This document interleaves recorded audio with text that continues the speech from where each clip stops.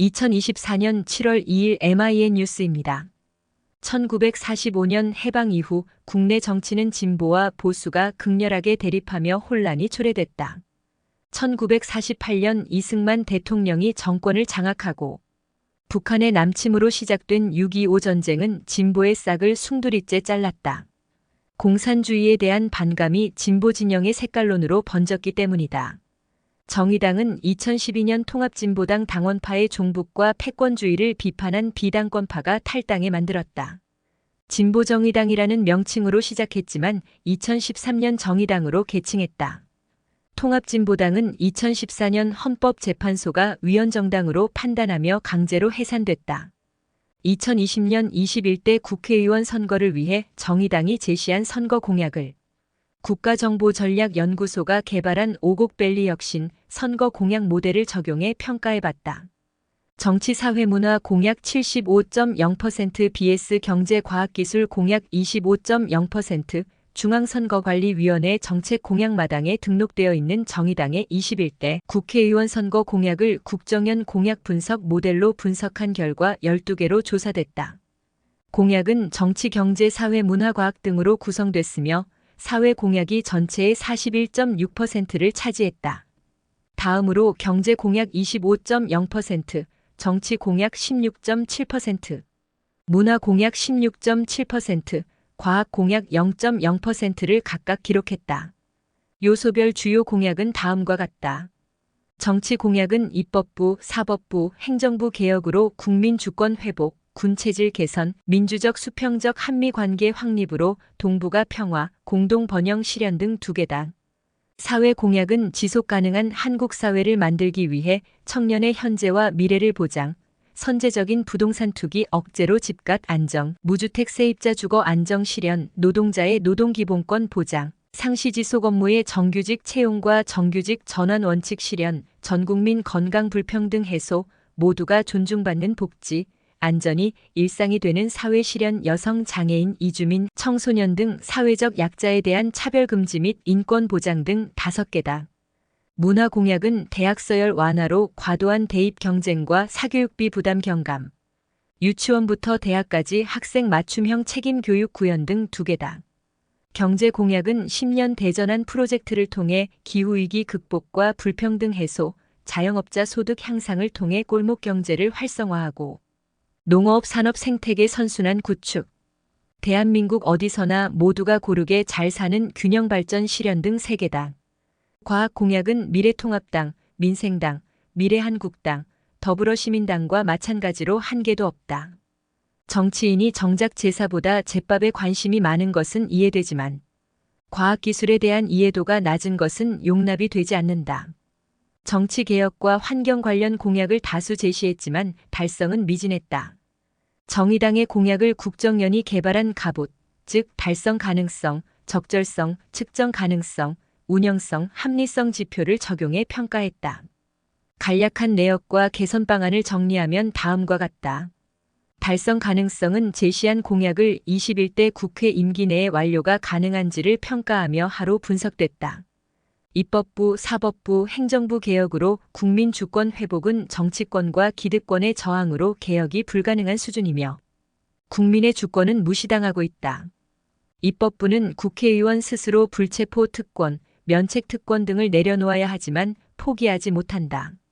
불체포 특권은 군사 독재 정권에 저항하기 위한 최소한의 장치였지만 민주화 이후 비리 정치인의 방탄유리로 전락했다. 정치 사찰이나 편향적 수사권 활용으로 불체포 특권이 필요하다는 주장도 제기되고 있다. 군 체질 개선, 민주적 수평적 한미관계 확립으로 동북아 평화, 공동 번영 실현은 북한의 핵개발 등으로 한반도 긴장이 조성되며 동북아 평화는 요원한 목표로 전락했다. 정의당은 동북아 평화와 공동 번영을 위해 지난 4년 동안 추진한 노력을 찾지 못했다. 적절성은 공약이 정의당이 국정 운영과 전국, 지역구의 다양한 여건에 적합한지 평가하는 지표이며 낙제점을 겨우 벗어난 중으로 드러났다.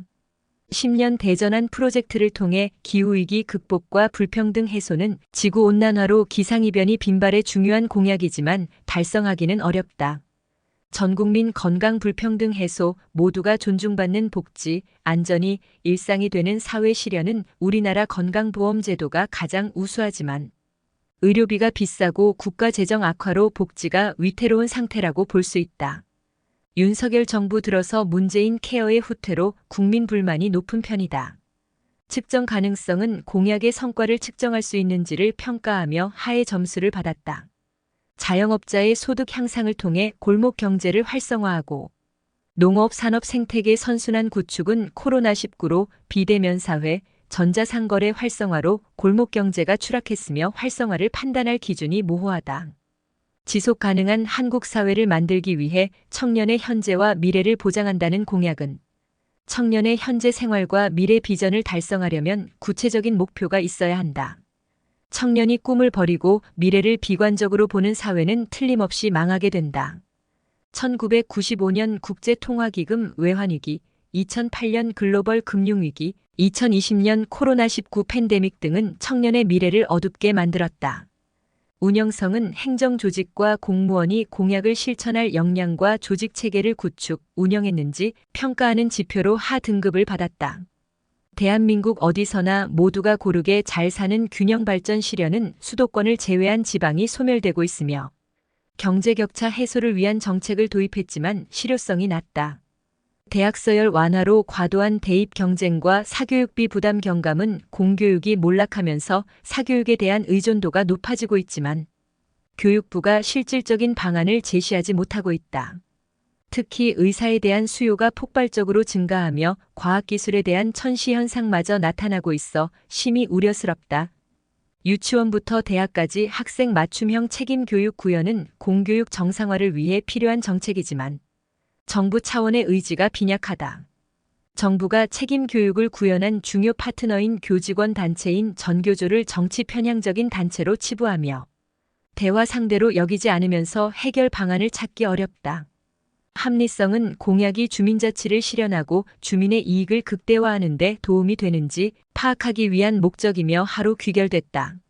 선제적인 부동산 투기 억제로 집값 안정, 무주택 세입자 주거 안정 실현은 보수와 진보 정부 모두 주거 안정을 목표로 정책을 펼쳤지만 실패했다.